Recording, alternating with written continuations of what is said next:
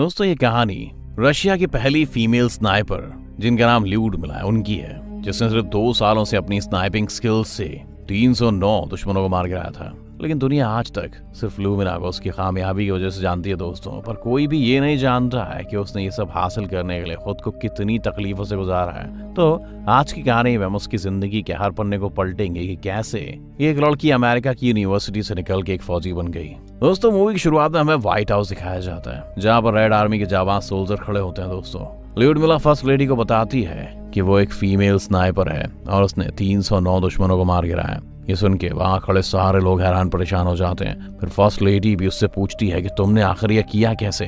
तो Lyudmila flashback में जाती है और अपनी जिंदगी का पन्ना वो दोबारा खोल के सब कुछ सुनाने लगती है। अब हम पहुंचते हैं दोस्तों काइट यूनिवर्सिटी 1937 में, जहाँ पर हम ल्यूडमिला को देखते हैं जो कि कॉलेज में है। उसके सारे दोस्तों लूडा लूडा कह के बुलाते हैं दोस्तों। अब दोस्तों ये जो सीन दिखाया जा रहा है ये आपको समझ में आ रहा है कि कॉलेज में रिजल्ट आया हुआ है। इसमें लूडा फर्स्ट आई है दोस्तों, इस वजह से आज बहुत ही ज्यादा खुश है, थोड़ी नर्वस भी। उसके दोस्त लोग उससे पार्टी मांगते हैं, फिर पार्टी होती है। अगले दिन क्या होता है, वो सब लोग एक शूटिंग रेंज में जाते हैं। वहां भी लूडा बहुत ज्यादा तेज होती है। जो तेज होते हैं लोग दोस्तों वो हर मामले में तेज होते हैं। फिर वो लूडा के सारे शॉट्स बुलाइस पे जाके लग रहे थे। जब इस चीज की जानकारी उसके कॉलेज के प्रिंसिपल को लगती है तो वो लूडा का नाम रेड आर्मी में स्नाइपर के तौर पर भेज देते हैं। लूडा भी वहां मौजूद होती है और वो बहुत खुश हो जाती है। कुछ दिन बाद उसे आर्मी के एग्जाम के लिए जाना होता है, लेकिन रेड आर्मी में ज्वाइन होने की वजह से उसके डैड कुछ खास खुश नहीं थे। उनका कहना था कि उन्होंने अपनी आधी लाइफ आर्मी में गुजार दी है और अब वो ये नहीं चाहते कि उनकी बेटी की जिंदगी भी वैसी जाए। लेकिन लूडा उन्हें किसी तरह मना लेती है। वो कहती है कि उसे भी अपने देश की सेवा करनी है। तो उसके डैड कहते हैं ठीक है बेटा, जैसा तुम चाहो। तो लूडा अपनी तैयारी में लग जाती है। जब वो सारे बच्चे बीच में एंजॉय कर रहे होते हैं तो लूडा के पास एक बोरिस नाम का आदमी आता है जो प्रोफेशन से एक डॉक्टर होता है। बोरिस को लूडा से पहली नजर में ही प्यार हो जाता है। लूडा भी उससे बहुत ज्यादा अट्रैक्ट हो जाती है। इसके बाद बोरिस उसे अपने मम्मी पापा से मिलवाता है जिन्हें लूडा बहुत पसंद आती है, और वो लोग उन्हें शाम के शो के 2 टिकट देते हैं ताकि वो दोनों एक दूसरे के साथ टाइम बिता सकें। लेकिन शो शुरू होने से पहले ही खबर आती है कि जर्मनी ने रशिया पर हमला कर दिया है, और ये खबर सुनने के बाद लूडा बोरिस से शादी के लिए मना कर देती है, क्योंकि ये जंग का टाइम है और इसमें देश का फर्ज निभाना ज्यादा जरूरी है। अगर इसने उससे शादी कर ली तो हो सकता है वो दोनों साथ न रहें और बेचारा अकेला ही रह जाए। इसलिए कहा कि अगर मैं जिंदा वापस आती हूँ तो हम लोग शादी करेंगे। ये क्या कि वहां से चली जाती है। बोरिस उसे रोकने की कोशिश करता है, कहता है एक बार शादी तो लो। लूडा नहीं मानती है और वहां से निकलने के बाद वो सीधा अपनी ट्रेनिंग करने लग जाती है। ये ट्रेनिंग दिखने में बहुत आसान लग रही है दोस्तों, लेकिन है बहुत ही मुश्किल। लूडा हिम्मत नहीं हारती है, वो अपनी पूरी ताकत झोंक देती है। यहाँ के जो सीनियर होते हैं उनके सभी फैंसी कपड़े, उनके जूते, उनके खिलौने वगैरह सब कुछ उनके सामने चला देते हैं। वो कहते हैं कि अब इन चीजों की कोई जरूरत नहीं है, तुम्हें कठोर बनने की जरूरत है। जंग में सिर्फ एक ही चीज मायने रखती है और वो है जीत। तुम्हें इतना कठोर बनना पड़ेगा कि जब तुम्हें ऑर्डर दिया जाए तो तुम शूट कर सको। अब कई दिन की ट्रेनिंग दोस्तों चलती रहती है और फाइनली लूडा की काबिलियत देखकर उसे एक बेहतरीन स्नाइपर का टैग दे दिया जाता है। हम देखते हैं कि यहाँ से लूडा को सीधा वॉर फील्ड में भेज दिया जाता है, जहाँ पर जर्मन आर्मी उनकी तरफ बढ़ रही थी। लूडा की ये पहली जंग होती है और वो पूरी तरह से तैयार थी अपने दुश्मनों का मुकाबला करने के लिए। उसके सीनियर्स उसे बताते हैं कि तुम एक स्नाइपर हो और तुम्हें सिर्फ उनके कैप्टन को मारना है, जिससे कि उनके सारे सोल्जर्स की हिम्मत टूट जाए और वो ये जंग हार जाए। लूडा काम में लग जाती है, लेकिन इससे पहले वो अपनी बंदूक की पहली गोली चलाए वहां पर जर्मन प्लेन्स आ जाते हैं और बॉम्ब गिराने शुरू कर देते हैं। और ये सब देख के लूडा बहुत ज्यादा घबरा जाती है, क्योंकि उसने इससे पहले आज तक ये सब नहीं देखा था। खून खराबा, उसके आसपास उसके साथ ही मारे जा रहे थे और कुछ तो बहुत ही बुरी तरह से घायल थे, लेकिन फिर भी वो आगे बढ़ती है। और इसी बीच एक मशीन टैंक उसकी तरफ लुढ़कते हुए आ रहा था। वो वहां से भागने की कोशिश करती है, लेकिन तभी वो टैंक आके उसके पास गिर जाता है। पर लूडा किसी तरह से जिंदा बच जाती है और दोबारा से अपनी बंदूक ढूंढने लगती है, जिससे वो दुश्मनों को मार सके। और एक एक करके वो काफी दुश्मनों को मार देती है। लेकिन इसी बीच एक गोली उसके बगल में सैनिक को लग जाती है, जिसका खून उसकी तरफ भी आता है। लेकिन इस बार लूडा नहीं घबराती थी। वो अपना मन बना चुकी थी कि वो आखिर है कहाँ पे। वो बिल्कुल अडिग खड़ी रहती है और सीधा निशाना जहाँ से गोली चली थी उसी तरफ लगा देती है और उसकी गोली कैप्टन का सीना चीर कर निकल जाती है। उसके बाद वो लोग जंग जीत जाते हैं। दिन खत्म होते होते लूडा पूरी तरह से जान चुकी थी कि असली जंग आखिर होती क्या है। उसने जीत तो हासिल कर ली थी, लेकिन साथ में उसने अपने कई साथियों को खो दिया था। अगले दिन उसकी इस जाबाजी के लिए उसे सम्मानित किया जाता है और उसे एक नई लेटेस्ट टेक्नोलॉजी वाली स्नाइपर बंदूक दे दी जाती है। दोस्तों कुछ टाइम बीतता है और लूडा की एक कॉलेज की दोस्त भी उसी कैंप में आती है, जिसका नाम माशा होता है। वो यहाँ पर नर्स की रिक्रूटमेंट के तौर पर आई थी और दोनों एक दूसरे देखकर बहुत खुश हो जाते हैं। दोस्तों गले मिलने लगते हैं। क्योंकि अभी तक लूडा का कोई भी दोस्त यहाँ पर नहीं था, अब से एक साथ ही मिल गया था। अब धीरे धीरे लूडा और कैप्टन में नजदीकियां बढ़ने लगी थी। वो दोनों एक दूसरे को पसंद करने लगते हैं और उसी रात माशा अपने बॉयफ्रेंड और अपने दोस्त के साथ वहाँ पर डिनर करने आती है। सारे लोग बहुत एंजॉय करते हैं। थोड़ी देर बाद माशा और उसका बॉयफ्रेंड वहाँ से चले जाते हैं, लेकिन उसके साथ जो आदमी था वो लूडा के साथ जबरदस्ती करने लग जाता है। इसी दौरान वहाँ पे कैप्टन आ जाते हैं, जिसके साथ लूडा वो एक आदमी को एक घूंसा मारकर वहां से निकल जाती है। थोड़ी दूर जाने पर कैप्टन और लूडा एक दूसरे के पास आ जाते हैं। अब सीन शिफ्ट होता है कि कैप्टन और लूडा दोनों साथ में बहुत खुश हैं और एक साथ काम कर रहे हैं, लेकिन तभी वहां पर अचानक से जर्मन्स का अटैक हो जाता है। कैप्टन तो बच जाते हैं, लेकिन लूडा बहुत बुरी तरह से जख्मी हो जाती है। इस धमाके का झटका इतना तेज होता है कि वो जमीन के अंदर पूरी तरह से धंस चुकी थी। कैप्टन उसे फौरन बाहर निकालते हैं और जब उसकी आंख खोलते हैं तो वो खुद को हॉस्पिटल में पाती है। इस पूरे हमले की वजह से लूडा पूरी तरह से सहम चुकी थी और इसके बाद कैप्टन सारे घायलों के इलाज के लिए डॉक्टर बोरिस को बुलाता है, जिससे कि लूडा की शादी होते होते रह गई थी दोस्तों। और लूडा को घायल देखकर उसे बहुत दुख होता है। सब लोग इतने घायल हो चुके थे कि उन्हें यहाँ पर कैंप में इलाज करना मुश्किल हो रहा था। इसी वजह से उन्हें शिप से सिवास्तोपोल से बाहर ले जाया जाता है। जो शिप में बोरिस लूडा से कुछ बातें करने की कोशिश करने की सोचते हैं, लेकिन तभी वहां पर जर्मन्स हमला कर देते हैं दोस्तों, और वो अपने फाइटर प्लेन से अंधाधुंध गोलीबारी कर देते हैं, जिसमें बहुत सारे लोग मारे जाते हैं। लेकिन जैसे तैसे कुछ लोग उस शिप में बैठकर अपनी जान बचा लेते हैं दोस्तों।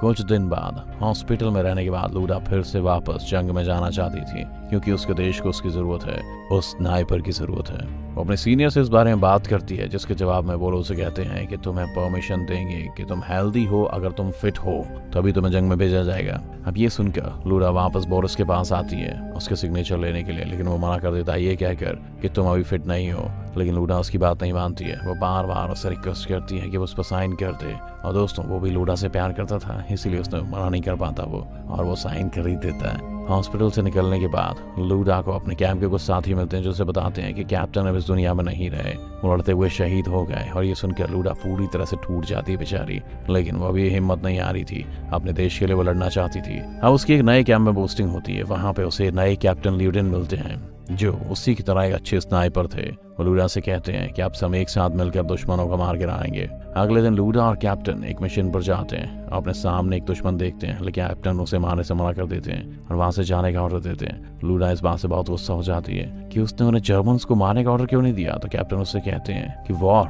सिर्फ कुछ लोगों की जान लेने के लिए नहीं होता है, कभी कभी हम अपने दिल की भी बात सुननी चाहिए। ये बात लूडा को भी समझ आ जाती है और वो कुछ दिन ऐसे ही बीत जाते हैं दोस्तों। हम दोनों मिलकर बहुत सारे दुश्मनों को मार गिराते हैं। चाहे कोई भी मौसम हो, दोनों अपने देश के लिए डटे रहते हैं, चाहे ठंड हो, चाहे गर्मी हो, चाहे कुछ भी हो।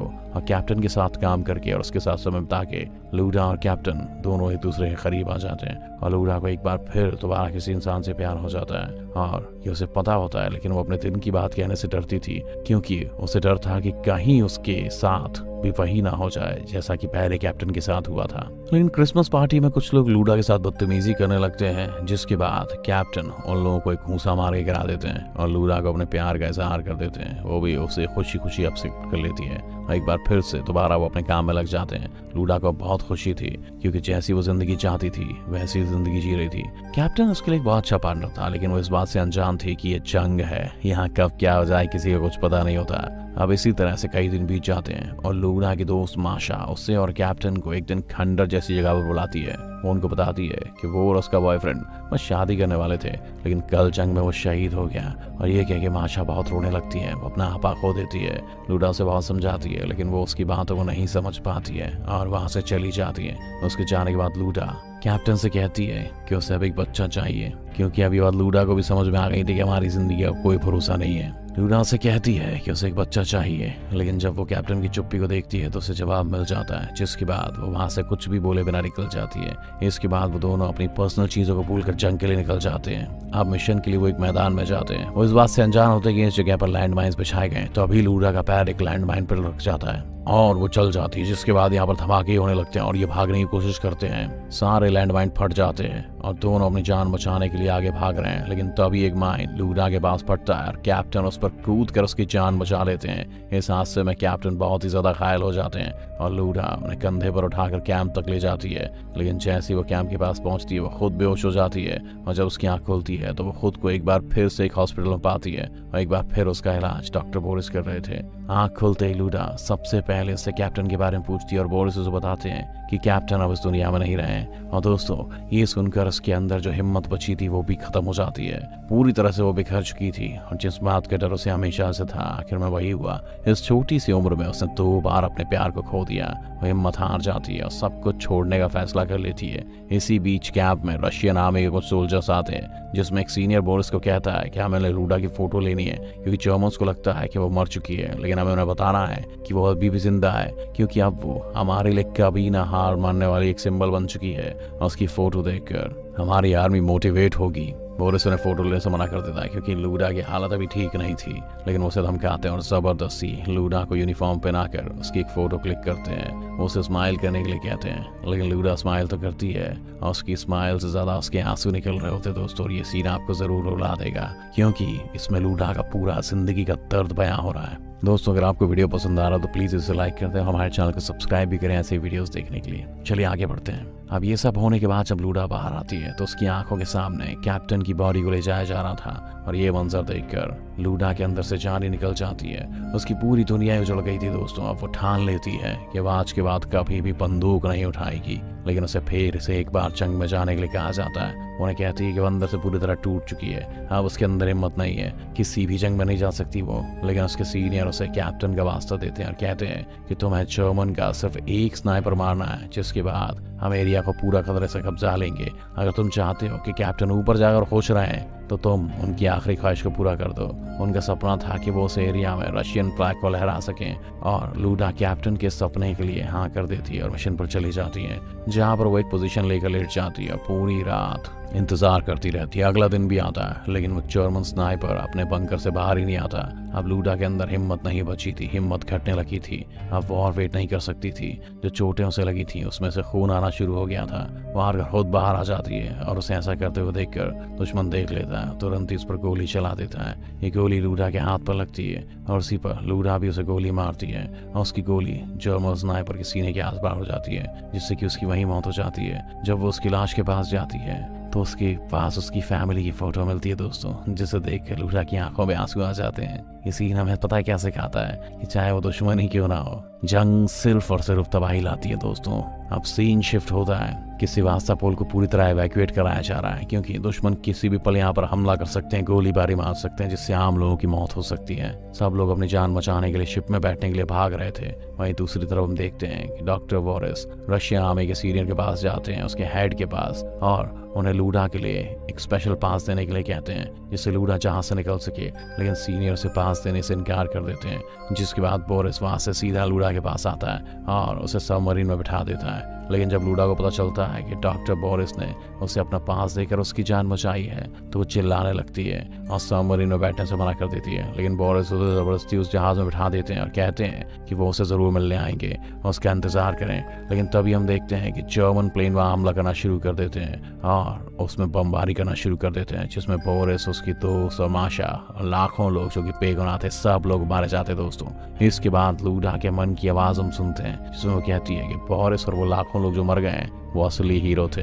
अब सीन प्रेजेंट में आ जाता है दोस्तों और लूडा को सोवियत यूनियन की तरफ से सबसे हाईएस्ट रैंक का मेडल दिया जाता है और साथ में उसे एक एडवर्टीजमेंट के टूर पर सोवियत यूनियन अपनी पार्टी में शामिल भी कर लेती है, ताकि वो उनकी पार्टी के लिए पूरी दुनिया से फंडिंग इकट्ठा कर सकें। इसी दौरान लूडा की मुलाकात अमेरिका की फर्स्ट लेडी से होती है, जो उसकी इस जांबाजी की काफी बढ़ चढ़कर तारीफ कर रही थी और साथ में उन दोनों की बहुत अच्छी दोस्ती भी हो जाती है। कहानी के आखिर में 1947 मॉस्को शहर का एक शो दिखाया जाता है, जहां पर लूडा भी मौजूद होती है, जो कि अब थोड़ी बहुत बूढ़ी भी दिखने लगी है, साथ में उसका बेटा भी होता है। दोस्तों यहीं पर ये फिल्म खत्म हो जाती है। आपको कहानी कैसी लगी दोस्तों?